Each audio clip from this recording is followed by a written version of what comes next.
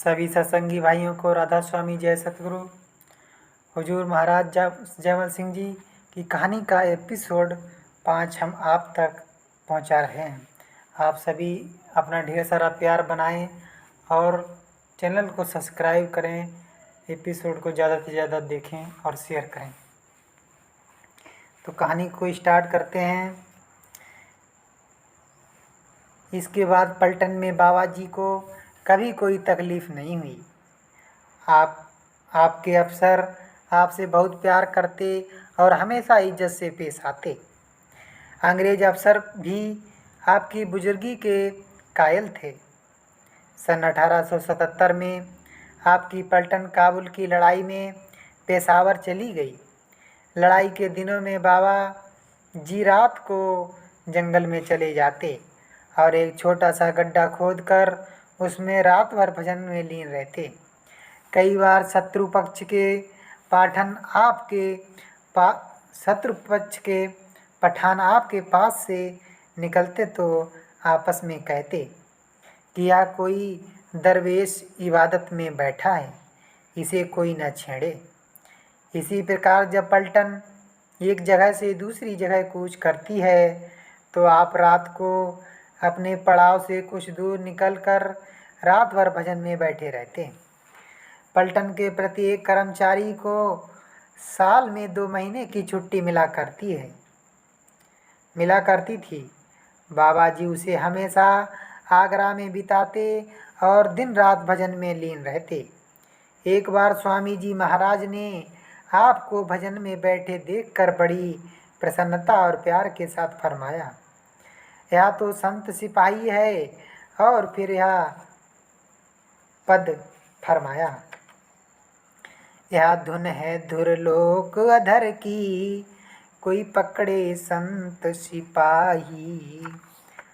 सत्संग में जहाँ अक्सर राय बहादुर शालिग्राम साहिब की प्रेम पूर्ण सेवा और बाबा गरीबदास जी की विद्या, ज्ञान और दीनता की तारीफ होती है, वहाँ बाबा जयमल सिंह जी की रूहानी चढ़ाई और ऊंचाई कमाई का अक्सर जिक्र होता था।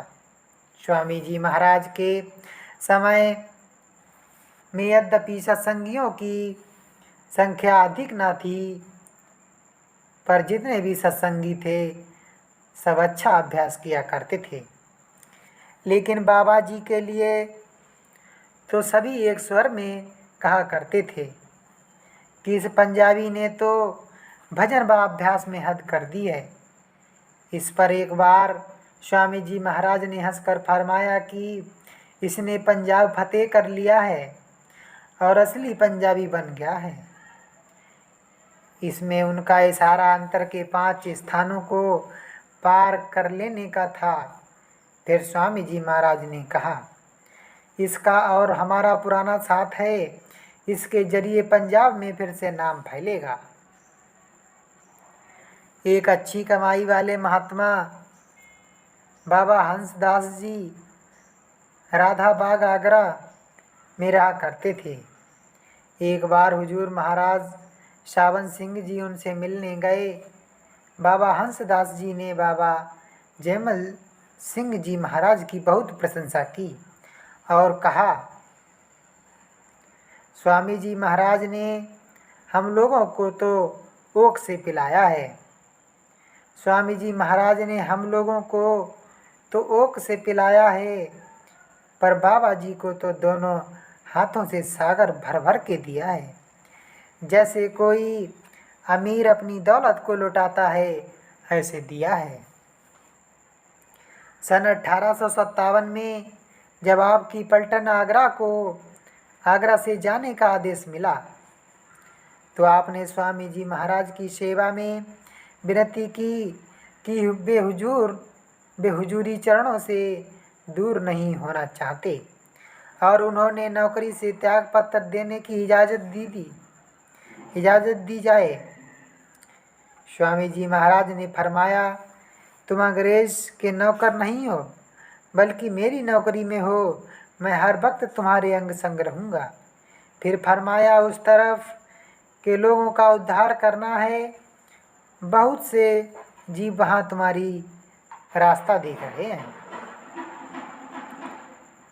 विदा के समय बाबा जी ने स्वामी जी महाराज के चरणों में शीश नवाकर चरणामृत प्रदान करने के लिए प्रार्थना की। स्वामी जी महाराज ने फरमाया कि जाओ पानी ले आओ और चरणामृत बनवा लो।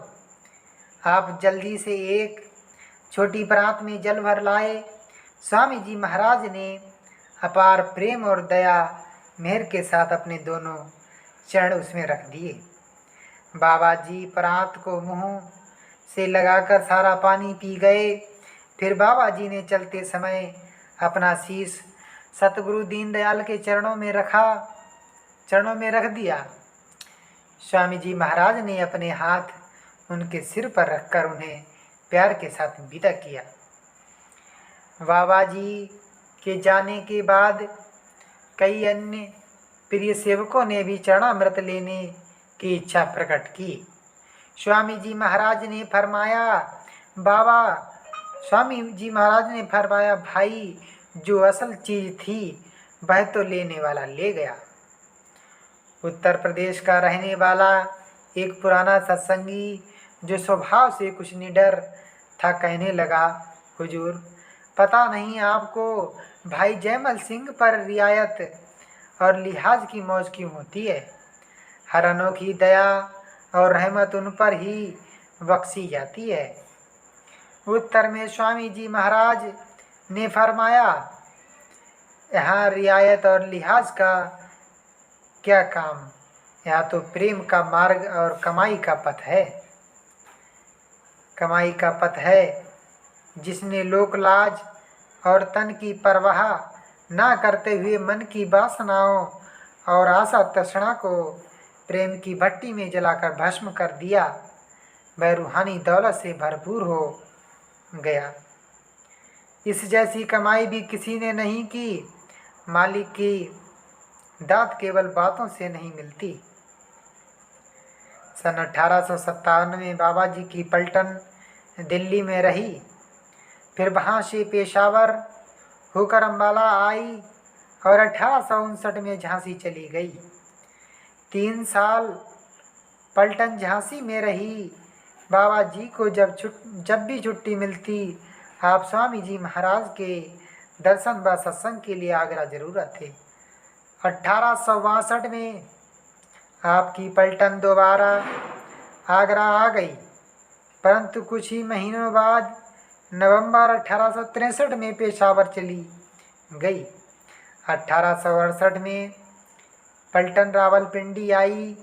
1869 में आपको एक साधु भाई सवर दयाल सिंह जी मिले।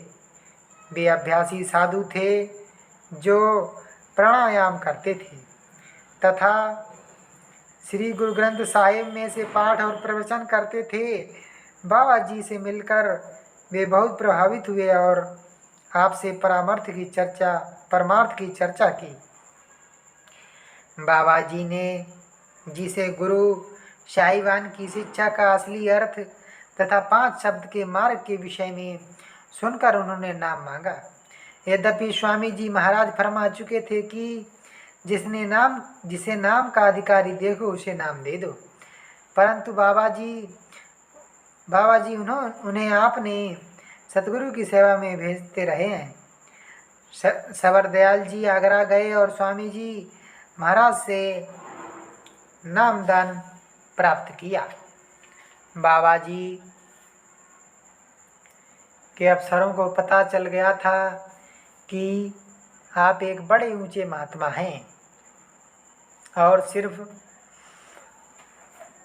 आपने हाथ की कमाई पर गुजारा करने का उद्देश्य से फौज में नौकरी कर रहे हैं। वे अपना अत्यंत आदर करते थे। 20 अक्टूबर 1870 को बाबा जी की पलटन मियाँ मीर लाहौर की छावनी में आ गई और वहाँ 3 साल रही। उन्होंने उन दिनों जब बाबा जी छुट्टी पर आते तो वलसराय में 22 ग्रामों के बीच ब्यास नदी के किनारे आकर यहाँ के सुनसान जंगल में अभ्यास करते। आप ब्यास स्टेशन से निहाल सिंह तंदूर वाले के यहाँ से रोटियां खरीद कर लाते और उन्हें कपड़े में बांधकर 15 दिन तक पेड़ से लटका कर छोड़ देते। जब भजन से उठते तो रोटियां पानी में भिगो कर खा लेते। सन 1873 में आपकी पलटन फिर से झांसी आई और 5 साल वहीं रही। झांसी से आप हर छुट्टी पर आगरा आते थे। ऐसी ही एक छुट्टी के समय का वृतांत है।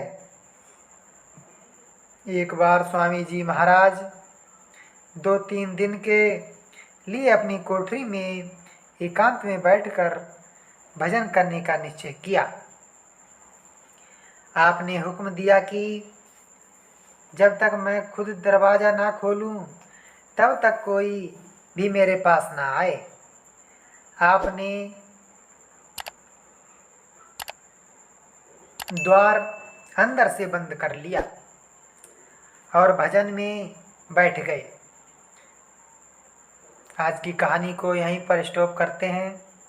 आप सभी को राधा स्वामी जय सतगुरु और सतगुरु के प्रति अपना प्यार बनाए रखें।